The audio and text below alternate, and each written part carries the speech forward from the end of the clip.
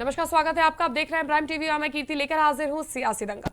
बंगाल में चल रहे चुनाव के बीच टीएमसी और बीजेपी के बीच लगातार घमासान चल रहा है और कूच बिहार में सीआईएसएफ की फायरिंग पर पश्चिम बंगाल में सियासत शुरू हो गई है, जहां चुनावी रैली में गृह मंत्री अमित शाह ने ममता दीदी को फेयरवेल देने की बात कही, तो वहीं ममता बनर्जी ने कूच बिहार में हुए हमले पर बीजेपी को जिम्मेदार ठहराया है। कूच बिहार हिंसा को लेकर हो रहे बवाल पर देखिए हमारी एक खास रिपोर्ट।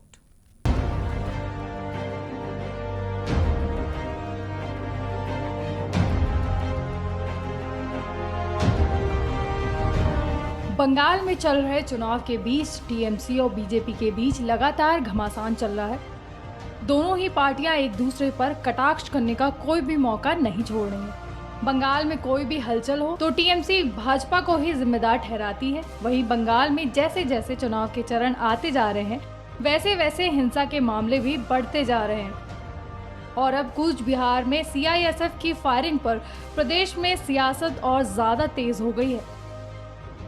सीआईएसएफ की फायरिंग पर ममता बनर्जी ने प्रेस कॉन्फ्रेंस की। यहां उन्होंने केंद्र सरकार पर जमकर निशाना साधा। उन्होंने कहा कि प्रधानमंत्री और गृह मंत्री के साथ ये सरकार भी असमर्थ है। वे बंगाल पर कब्जा करने के इरादे से यहां रोज आ रहे हैं। उन्होंने ये भी कहा कि पहले आप सुरक्षा बलों के जरिए लोगों की जान लेते हैं और बाद में उन्हें क्लीन चिट दे देते हैं। ये नरसंहार है। उन्होंने गोलियां बरसाई। ममता बनर्जी के इस बयान पर गृह मंत्री अमित शाह ने पलटवार किया है। कूच बिहार में हुई हिंसा पर जवाब देते हुए अमित शाह ने कहा कि कूच बिहार की घटना पर राजनीतिकरण किया जा रहा है, ये बहुत दुखद है। उसी शीतल कुची सीट पर ममता दीदी ने कुछ दिन पहले भाषण दिया था। सीएपीएफ वाले आए थे, उन्हें घेर लो, उन पर हमला करो। मैं ममता दीदी से पूछना चाहता हूँ, क्या आपका वो भाषण उन 4 लोगों की मौत का जिम्मेदार नहीं है? इसके लिए और इस भाषण के लिए ममता को बंगाल के लोगों से माफी मांगनी चाहिए। ममता दीदी ने कुछ ही दिन पहले भाषण किया था कि सीआईएफएस सीएपीएफ वाले आए तो उनको घेर लो, उन पर हमला करो। मैं पूछना चाहता हूं ममता दीदी को, एक शार्प सवाल पूछना चाहता हूं कि क्या आपका वो भाषण वो 4 लोगों के मृत्यु के लिए जिम्मेदार नहीं है क्या? अगर आप वो भाषण न करती तो 4 युवा सीआरपीएफ पर हमला करने का हिम्मत करते क्या? आपने उनको उकसाकर एक गोलीबारी का कारण दिया है। मैं मानता हूं कि ममता दीदी के पास अभी भी समय है। जो 5वां युवा मर गया है उसको भी श्रद्धांजलि दे, उसकी भी बात करे और बंगाल की जनता को इसके लिए, ये जो उन्होंने भाषण किया था, इसके लिए बंगाल की जनता के समक्ष माफी मांगे। और साथ में मैं बंगाल की जनता को विनती भी करना चाहता हूं, ये एक घटना छोड़कर बाय एंड लार्ज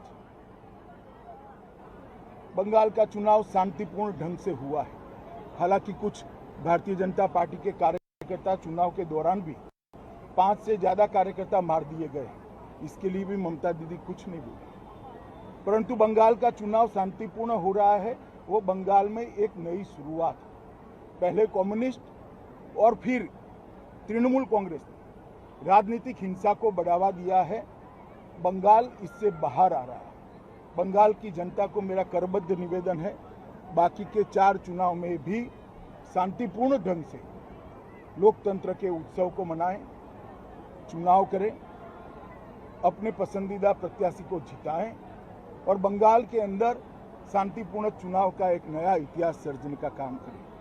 साथ में मैं बंगाल की जनता को ये भी वादा करना चाहता हूं कि 2 मई के बाद जब भारतीय जनता पार्टी की सरकार यहाँ मोदी जी के नेतृत्व में बनेगी, ये चुनावी हिंसा, राजनीतिक हिंसा हमेशा के लिए बंगाल को छोड़कर चली जाएगी, क्योंकि राजनीति हिंसा करने वाले लोगों को आप निश्चित रूप से परास्त करने वाले। बता दें कि इससे पहले पीएम मोदी ने भी अपनी चुनावी रैली में कूच बिहार में हुए हमले को लेकर टीएमसी सरकार पर जमकर निशाना साधा था। प्रधानमंत्री मोदी ने कहा कि इस बीच कूच बिहार में जो हुआ वो बहुत दुखद है। जिन लोगों की मृत्यु हुई है, मैं उनके निधन पर दुख जताता हूँ। आगे उन्होंने ममता पर वार करते हुए कहा कि भाजपा के पक्ष में जन समर्थन दीदी और उनके गुंडों की बौखलाहट बेकाबू होती जा रही है। चलिए आपको भी सुनाते हैं पीएम का ये बयान। साथियों, इस बीच कुछ बिहार में जो हुआ है वो बहुत ही दुखद है। जिन लोगों की मृत्यु हुई है, मैं उनके निधन पर दुख जताता हूं। मेरी संवेदनाएं उनके परिवार के साथ है।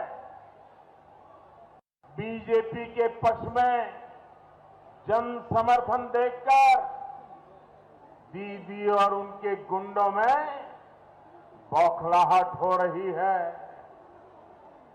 आपकी कुर्सी जाते देख दीदी इस स्तर पर उतर आई है, लेकिन मैं दीदी को, टीएमसी को, उनके गुंडों को साफ साफ कह देना चाहता हूं,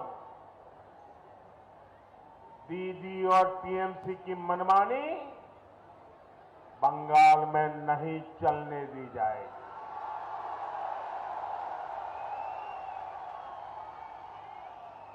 मेरा चुनाव आयोग से आग्रह है कि कुछ बिहार में जो हुआ उसके दोषियों पर सख्त से सख्त कार्रवाई हो। वहीं अब कूच बिहार में गोलीबारी की घटना को लेकर ममता बनर्जी ने गृह मंत्री अमित शाह से इस्तीफा मांगा है।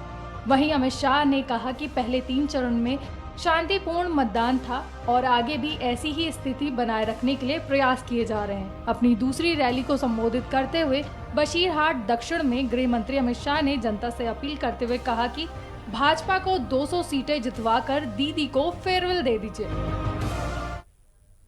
उत्तर प्रदेश में होने वाले पंचायत चुनाव का शंखनाद हो चुका है, तो वहीं प्रदेश में इस बार के होने वाले पंचायत चुनावों में खासी हलचल दिखाई दे रही है। सूबे में 2022 में विधानसभा चुनाव होने वाले हैं। ऐसे में सभी राजनीतिक दल अपना अपना खेमा मजबूत करने में लगे हुए हैं। दरअसल प्रदेश में होने वाले निकाय चुनाव इसके लिए काफी कारगर माने जा रहे हैं। ऐसे में सभी पार्टियों ने हर जिले में अपने उम्मीदवारों की सूची जारी कर दी और कोई भी दल दागी नेताओं को अपने खेमे में रखने से हिचकिचा रहा है। कुछ ऐसा ही मामला सामने आया राजधानी लखनऊ से सटे उन्नाव से, जहां जिला पंचायत के उम्मीदवार की सूची जारी होने के बाद एक पार्टी ने दागी दामन वाले उम्मीदवार का नाम रद्द कर दिया। क्या है पूरा मामला, आइए आपको दिखाते हैं हमारे इस खास रिपोर्ट में।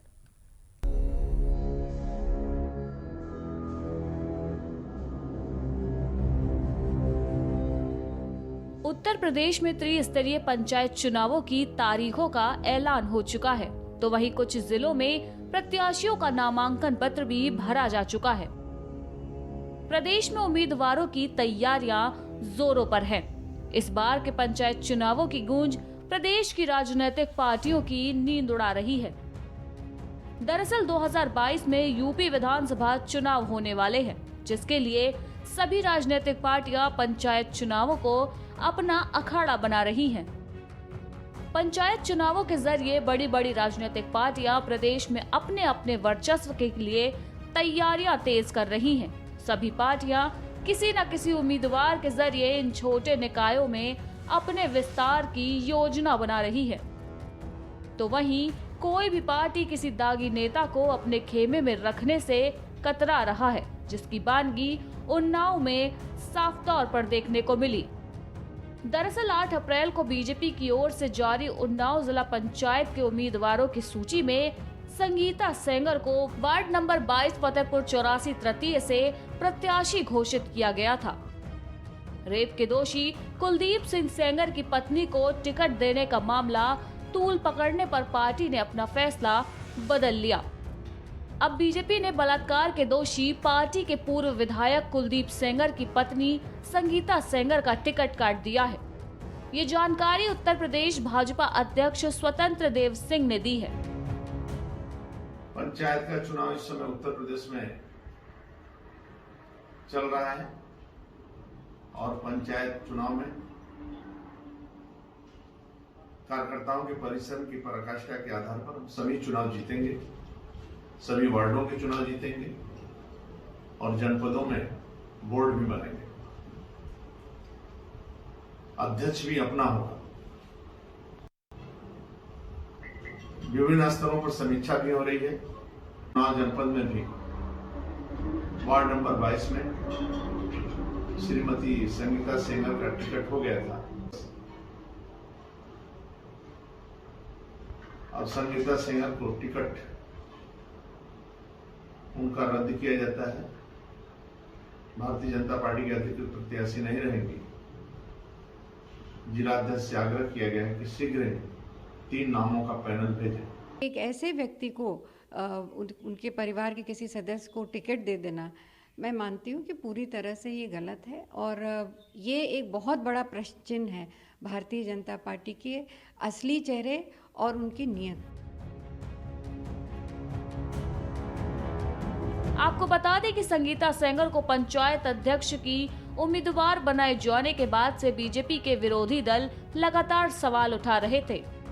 इससे पहले बीजेपी के प्रदेश अध्यक्ष स्वतंत्र देव सिंह ने त्रिस्तरीय पंचायत चुनाव के लिए जिला पंचायत सदस्य के अधिकृत उम्मीदवारों की उन्नाव जिले की लिस्ट जारी की थी, जिसमें संगीता सेंगर को उम्मीदवार घोषित किया गया था।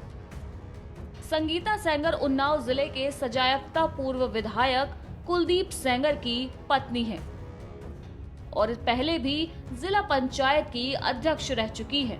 तो वहीं संगीता सेंगर को बीजेपी की ओर से उम्मीदवार बनाए जाने पर तंज कसते हुए समाजवादी पार्टी के पूर्व प्रवक्ता राजेंद्र चौधरी ने कहा था कि बीजेपी का दोहरा चरित्र है।